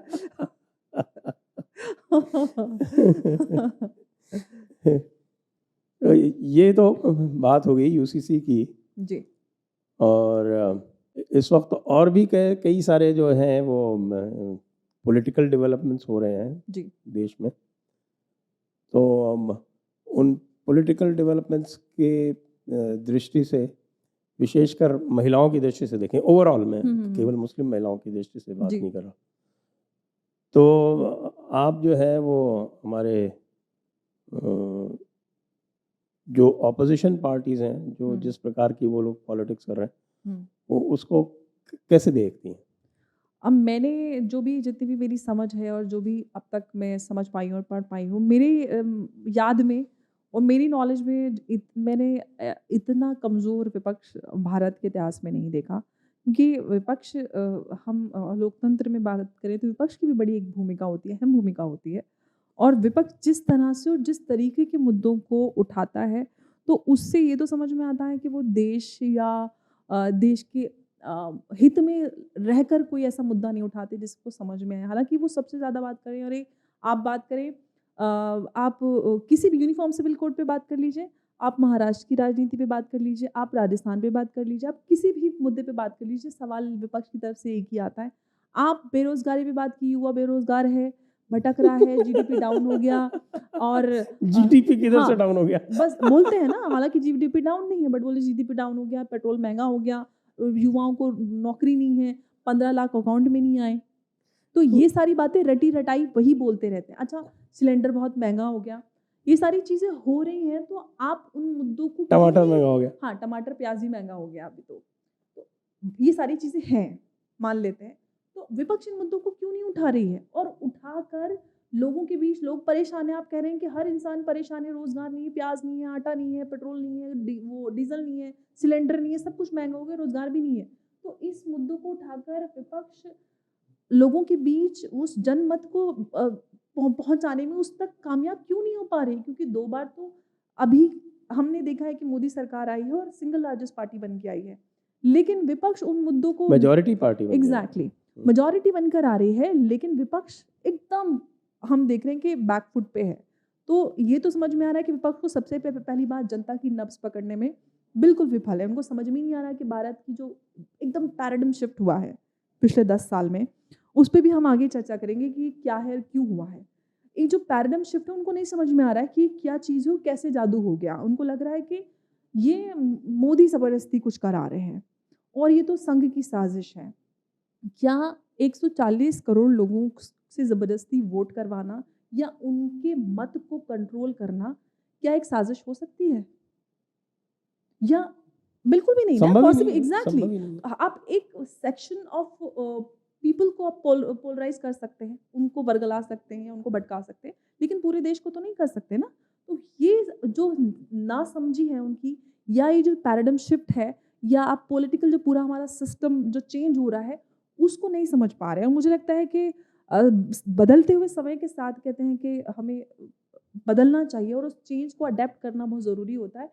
और विपक्ष हमारा पूरी तरह से फेल है। कभी हम देखते हैं कि विपक्षी एकता को लेकर, मैं तो पिछले कई सालों से देख रही हूँ कि विपक्षी एकता को लेकर उनकी बैठक ही चल रही होती है, विपक्षी एकता ही नहीं हो पाती। कभी कोई निकल के भाग जाता है, कभी कोई निकल के भाग जाता है, तो बेचारों भी तो एकता ये नहीं हो पैराडाइम शिफ्ट क्या है? देखिए, मैं इस पे ये कहना चाहती हूँ, देखिए लोग जब भी हम पिछले 10 सालों की बात करते हैं, तो ये कहते हैं कि मोदी जो हैं, ये अपनी ब्रांडिंग करते हैं, अपने बारे में बात करते हैं। लोग और इतना ज़्यादा मतलब अपना प्रचार-प्रसार करते हैं कि लोग इसलिए इनको सारी चीज़ें खरीदी हुई हैं, ईवीएम भी खराब हो जाती है एंड ऑल। तो ये सारी चीज़ें जो कही जाती हैं, इसके पीछे मुझे ये समझ में आता है कि अगर हम भारत के इतिहास की, इंडिपेंडेंट इंडिया की बात करें, जो कुछ दंगों का हमारे देश में इतिहास रहा 1928 से लेके बात करें, दंगे इस देश ने बहुत देखे। इस देश का विभाजन हुआ और लाखों लोगों की जानें गईं। महिलाओं के साथ जो भी उनकी बेहुरमती हुई, और ये सब कुछ इस देश ने देखा। उसके बाद इस देश में हमारा हम लोग सेक्युलर हो गए, फिर विभाजन हो के इधर पाकिस्तान बन गया और वो एक इस्लामिक कंट्री रही, और क्योंकि हम तो सेक्युलर हैं, हम सेक्युलर रहे और सेक्युलरिज्म के नाम पर जो कुछ भी इस देश ने देखा, उस पे कभी किसी ने कोई बात नहीं की। जो इस देश ने लाखों लोगों का खून देखा, महिलाओं के साथ बेहुरमती होते हुए देखी, इस देश के टुकड़े होते हुए देखी, उस पे कभी किसी ने, जो लोगों के मन में वो बात थी, वो पीड़ा थी, वो चलती चली गई, पीढ़ियों तक चलती गई। कभी उस समस्या को एड्रेस नहीं किया गया। इस देश में धर्म के नाम पर जो कुछ भी हुआ, वो सारी चीज़ें इतने सदियों से जो चली आ रही थी, सदियाँ तो पूरी होने वाली हैं, दशकों से जो होती है, 8वां दशक चल रहा है, ये पूरा हो जाएगा। इतने दशकों से जो चल रहा था ना, वो जनता के मन में था, पीढ़ियाँ दर पीढ़ियाँ वो अलाव दबा हुआ था। आज उस जो वो इमोशन थी, वो भावना थी, उस भावना का नाम है मोदी। उस भावना को नाम ये भगवान ने दिया है, उनको जन्म मिला है। ये जो देश में बदलाव हुआ है, उस भावना को नाम मिला है, ज़बान मिली है मोदी के रूप में। मैं ऐसा नहीं कि मैं बहुत बड़ी मोदी फ़ैन हूँ या मोदी भक्त हूँ, लोग कह सकते हैं या कहते भी होंगे। जो उनका काम करने का तरीका है, वो जिस तरह से देश में बदलाव को देखते हैं और किसी भी प्रेशर में आकर जो एक स्ट्रॉन्ग विल पावर है उनकी, और उनका काम करने का तरीका, टायरलेसली काम करते हैं, तो बहुत एडमायरिंग है ऑफ कोर्स। दुनिया भर लोग उनको तारीफ़ करते हैं। तो ऑफ कोर्स मैं एक भारत की नागरिक हूँ, मेरे प्रधानमंत्री हैं और मुझे बड़ा फ़ख्र होता है उन पर। तो ये जो करोड़ों लोगों की भावना थी ना दबी हुई, उसको मोदी जी ने नाम दिया है, क्योंकि सेक्युलरिज़्म के नाम पर किसी चीज़ पर चर्चा नहीं होनी थी, क्योंकि भारत का विभाजन हो गया, मुसलमान यहाँ पे हैं, लेकिन हमें ये बात नहीं करनी कि इस देश में क्योंकि मुसलमान हर्ट हो जाएँगे। हमें सेक्युलरिज़्म के नाम पे इन सारी चीज़ों को दबाते रहने दिया गया। हमें इतिहास क्या पढ़ाया गया, आप बेहतर जानते हैं। मुगलों का, उन लोगों का जिन शासकों ने, जिन लोगों ने इस देश को लूटा, उनका ग्लोरिफिकेशन हुआ और वो माइंडसेट भी तैयार हो गया। एक तरफ तो वो विक्टिमहुड माइंडसेट, इधर जो जो मेजॉरिटी थी, वो उसको सेक्युलर बनाया गया। तो एक वो माइंडसेट, इधर सेक्युलर, उधर विक्टिम। तो ये जो एक ऐसा ग्रुप तैयार किया, और कुछ लोग ऐसे थे जो अंदर से देखते आ रहे थे, समझते आ रहे थे कि हमारे साथ क्या हुआ, इस देश ने जो देखा। तो उस देश ने जो देखा, जो अंदर भावनाएं थी, आज उनको नाम मिल गया, उन भावनाओं को एक्सप्रेस करने वाला कोई मिल गया। तो ये जो पैराडाइम शिफ्ट है, अब वो जो सेक्युलर थे ना, उनको ये समझ में नहीं आ रहा कि आखिर ये हो क्या रहा है। तो ये भावनाएं बाहर आ गई हैं, और अब जो भावनाएं दबी थी वो निकल कर बाहर आ रही हैं। चलो। अमर जी, आपने ये मेंशन किया कि पिछले 10 सालों में बहुत परिवर्तन आया है। आप भारतीय यूथ के, युवा वर्ग के बारे में क्या सोचती हैं? क्या उनकी जो एटीट्यूड्स हैं, जो उनका रुख है, उसमें भी कोई परिवर्तन आया है? हम देख रहे हैं कि यहाँ पे पिछले 10 वर्ष में सोशल मीडिया एक्सप्लोजन हो गया है, इंटरनेट एक्सप्लोजन हो गया है। बहुत सारी जो बातें थीं, जो एक समय बिल्कुल जिसको कहते हैं सरगोशी से बोला जाता था, वो आजकल खुले में बोली जाती हैं। जी। हमारे मुल्ले मौलाना बेचारे जो रोज़ गाली खाते हैं, पहले तो उनको बड़ा रिस्पेक्टेबल देखा जाता था। तो पूरा ओवरऑल आप इसको, जो यूथ जो है, उसकी जो एटीट्यूड्स हैं, उसमें क्या परिवर्तन देखती हैं? देखिए, सबसे पहला जो परिवर्तन तो यही आया है कि बहुत ज़्यादा खुलकर बात करने लगे। हर मुद्दे पर जो अनछुए थे, जैसे आपने कहा सरगोशियों में बात होती थी, उन सरगोशियों को नाक तोड़ के अब लोग खुल्लम-खुल्ला सोशल मीडिया पे सवाल करते हैं। हर वो सवाल जिन पे लोगों को ये लगता था कि शायद सर कट जाएँगे और भारत में पता नहीं क्या आ जाएगा, कोई प्रलय आ जाएगी। तो मुझे लगता है कि सही मायने में एक लोकतंत्र की और फ्रीडम ऑफ एक्सप्रेशन की अगर बात की जाए, तो सही मायने में वो जीत है कि हर तरह का सवाल होना चाहिए।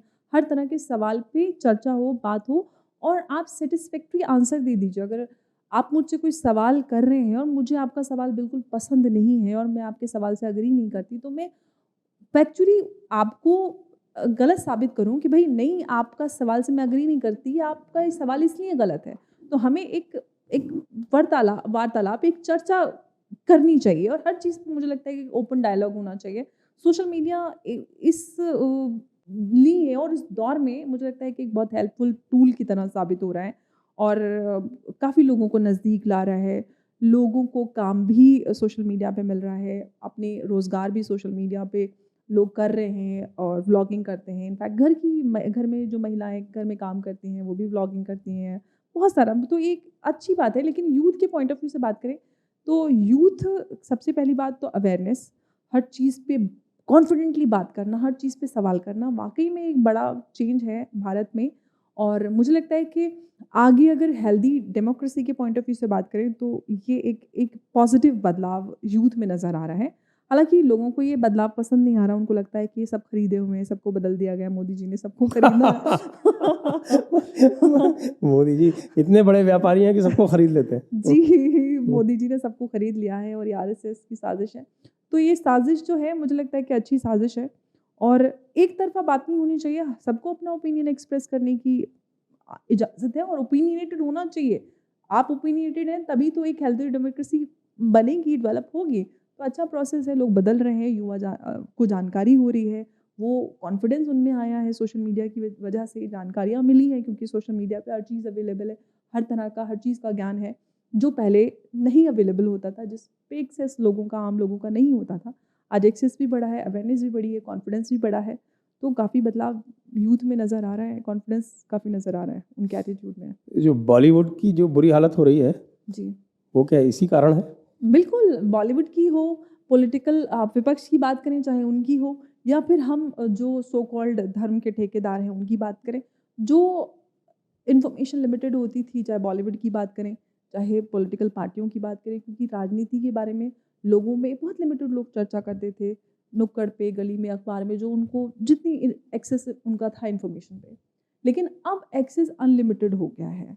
तो ये बात अभी इन सबको नहीं समझ में आ रही है कि इस बदलाव को किस तरह से एडजस्ट करें, अडेप्ट करें और इसका निचोड़ या इसका तोड़ कैसे निकाला जाए। तो उनको तोड़ समझ में नहीं आ रहा है, एंटीडोट उनके पास नहीं है कि इसका एंटीडोट क्या है। लेकिन मुझे लगता है कि बॉलीवुड की पॉइंट ऑफ व्यू से बात करें तो बॉलीवुड में बदलाव बहुत ज़रूरी है, क्योंकि बॉलीवुड में ऐसी बहुत सारी चीज़ें हैं, चाहे कंटेंट किस तरह से का बनाया जा रहा है वो, क्योंकि फ़िल्में सिर्फ एक एंटरटेनमेंट ही नहीं होती हैं। फ़िल्में एक बहुत बड़ा माध्यम है, बहुत इफ़ेक्टिव मीडियम माना जाता है, क्योंकि मैं एक मास कॉम के बैकग्राउंड से भी हूँ और इस पूरे काम से जुड़ी हुई हूँ। तो सबसे पहले यही पढ़ाया सिखाया जाता है कि ऑडियो विजुअल मीडियम जो होता है, ये सबसे इफ़ेक्टिव टूल होता है। हम किस तरह के ब्रेन्स शेप अप कर रहे हैं, लोगों पे उसका कितना असर पड़ता है। हम उसका यही देख सकते हैं कि कोई भी किस तरह के कपड़े, किस तरह के बाल, फ़ैशन, लोगों पे एकदम बड़ा प्रभाव होता है कि अरे मुझे वैसे ही कपड़े लाने हैं, वैसे ही इंटीरियर कराना है, सीरियल में लोग देखते हैं। तो ये इतना लिमिटेड नहीं रह जाना कि अरे लोग खुश हो गए, तालियाँ बजाए और निकल गए। लोग उसको अडैप्ट करते हैं, प्रैक्टिकली सारी चीज़ों को इम्प्लीमेंट करने की कोशिश करते हैं। तो उस तरह से एक फ़िल्म मेकर की ज़िम्मेदारी मुझे लगता है बढ़ जाती है, और ये है भी एक फ़िल्म मेकर की बड़ी ज़िम्मेदारी होती है। और आप जब इतने बड़े देश में रहते हैं, आपको बड़े लोगों से प्यार मिलता है, आपको स्टार बनाते हैं, आपको बड़ा पैसा कमाने के लिए बड़े अवार्ड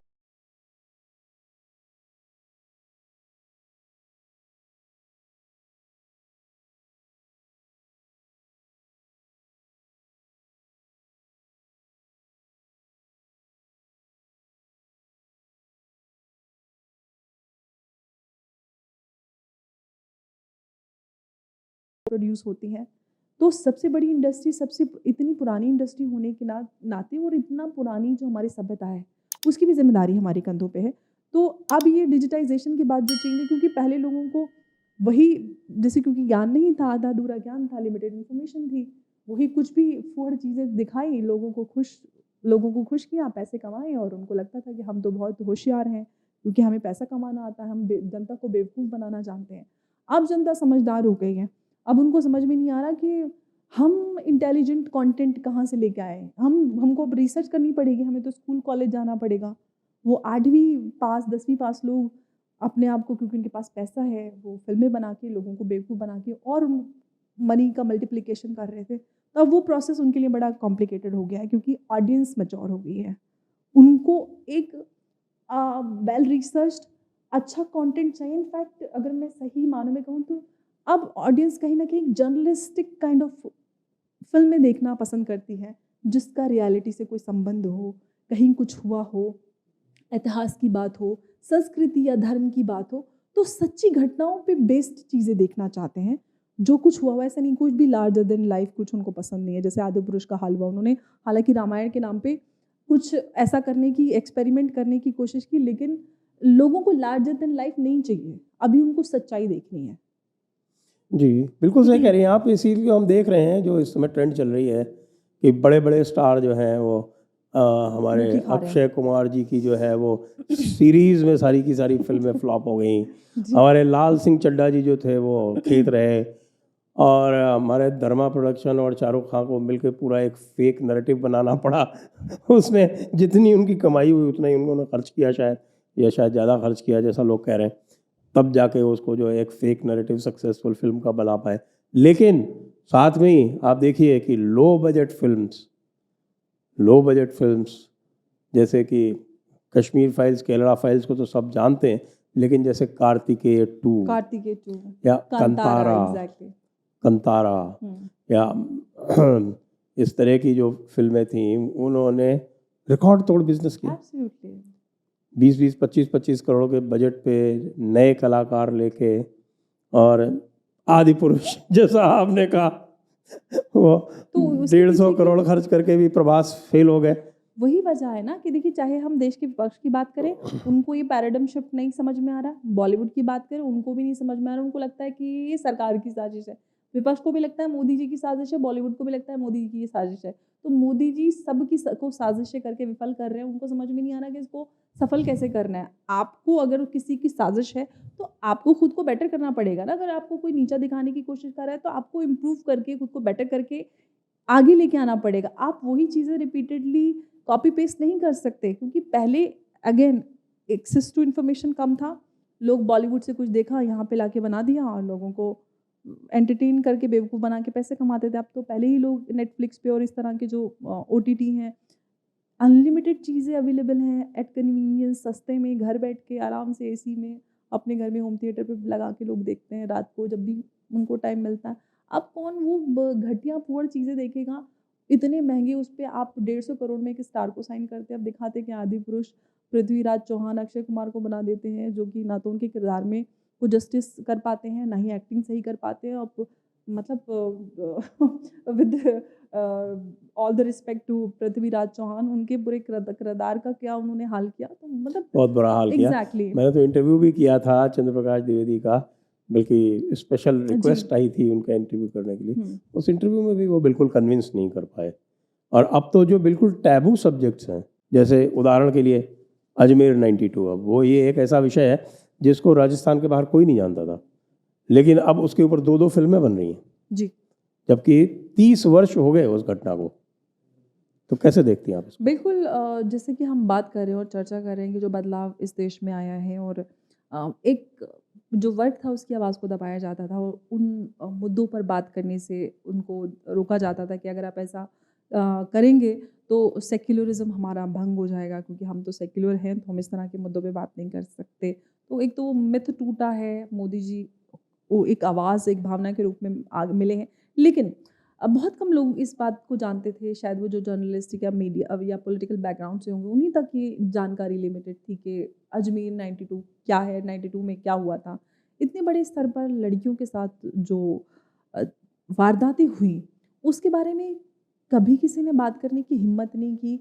या जब भी हम किसी अपराध की बात करते हैं तो हम यही क्यों करते हैं, वैसे तो जब हम आतंकवाद की बात करते हैं तो कहते हैं कि अपराध का धर्म नहीं होता, लेकिन अजमेर 92 की बात करें, कश्मीर फाइल्स की, केरला स्टोरीज की बात करें तो फिर धर्म हो जाता है, वहाँ पे धर्म आ जाता है। यहाँ पे हिपोक्रेसी, फिर से हिपोक्रेसी तो क्योंकि हम हिपोक्रेट है, हम कन्वीनियंटली जहाँ पे जो शिफ्ट फिक्स होता है वो लगा लेते हैं। बात अपराध के बारे में हो रही है, चाहे कश्मीर फाइल्स की बात करें, क्या 90 के दशक में कश्मीर में जो हिंदुओं का नरसंहार हुआ, क्या वो नहीं हुआ था? हुआ था ना। तो फिर सच्चाई को आगे लाने में क्या चिंता है? कौन सा तूफान आ जाएगा? आपके ऊपर थोड़ी ना सवाल है, जिन लोगों ने किया उन पे बात है।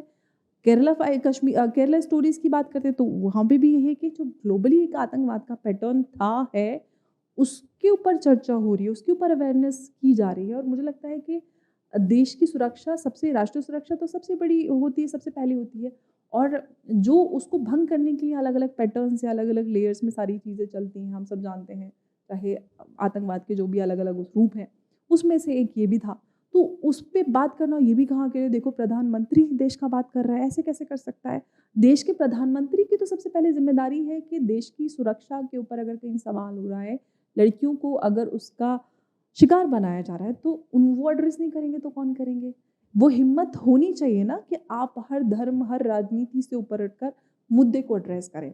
अजमेर 92 की बात कर लेते हैं। अजमेर 92 जब से मीडिया में इस पर चर्चा होनी शुरू हुई है, सब यही करें कि अरे दरगाह से इसको नहीं जोड़ा जाए। दरगाह की बात ही नहीं है, अजमेर तो शहर का नाम है, अजमेर तो पूरा सिटी को जाना जाता है। वैसे जितने भी लोग थे वो सब दरगाह से संबंधित थे।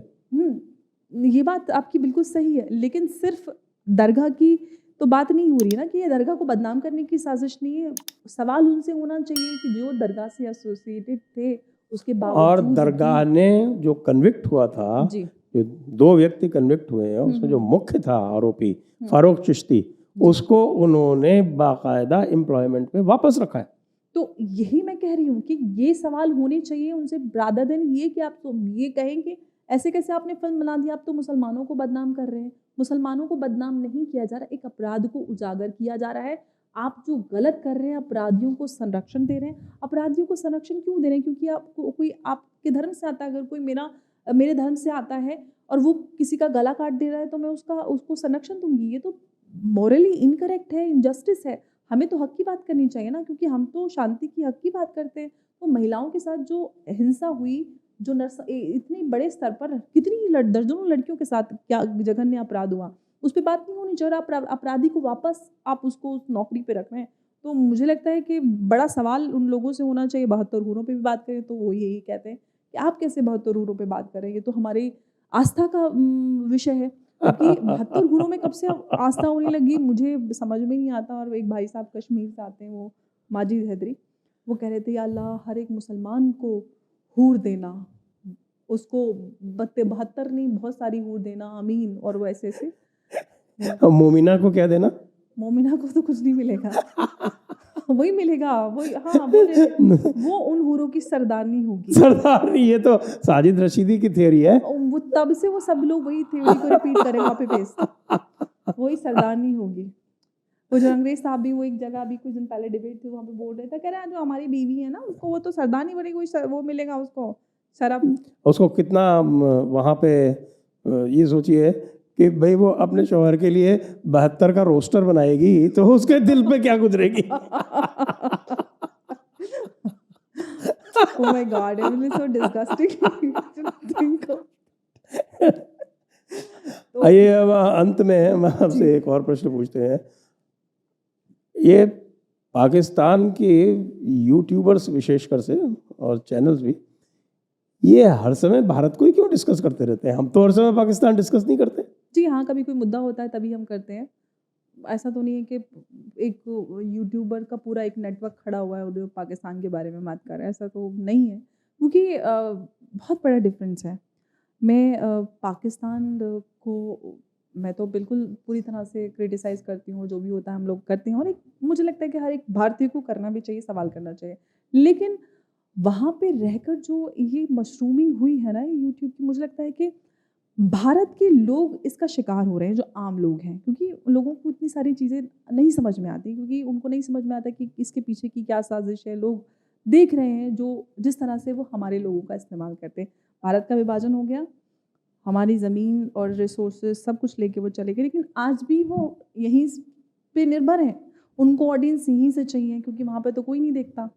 भारत की बात करेंगे, स्ट्रीट्स पे निकल जाएंगे, भारत के गेस्ट लेंगे, भारत के ऑडियंस लेंगे, भारत को ही बुरा कहेंगे। उधर जाकर फिर वो लोग एक जहाँ पे उनको भारत का अच्छा के बारे में अच्छी बात करनी है, जहाँ से उनको भारत से व्यूअरशिप आती है, लोग उनकी तारीफ़ करते हैं, वहाँ पर अच्छा बोलेंगे भारत के लिए। फिर कहीं और जाकर फिर वो दूसरी बात करते हैं कि भारत ने कश्मीर में आतंकवाद फैलाया, भारत ने ये किया, भारत ने अफ़गानिस्तान में टीटीपी को वहाँ या वहाँ वो उन सारी चीज़ों को वो संरक्षण दे रहा है, आगे उनको मदद कर रहा है। तो ये जो हिपोक्रेसी है, ये लोगों को समझ में आनी चाहिए। और मुझे लगता है कि हर एक भारतीय का ये एक दायित्व है कि हमें पाकिस्तान को हर तरह से, चाहे वो यूट्यूबर्स हो, मैं किसी के अगेंस्ट नहीं हूँ, मुझे किसी से कोई दुश्मनी नहीं है, लेकिन मेरे लिए मेरा देश सबसे पहले है।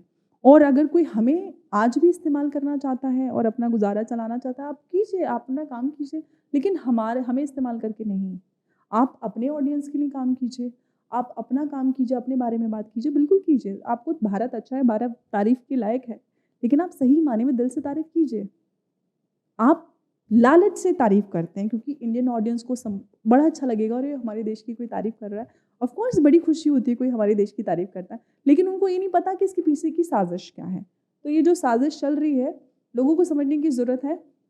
और मुझे तो लगता है कि गवर्नमेंट ऑफ इंडिया को ही कुछ करने की ज़रूरत है।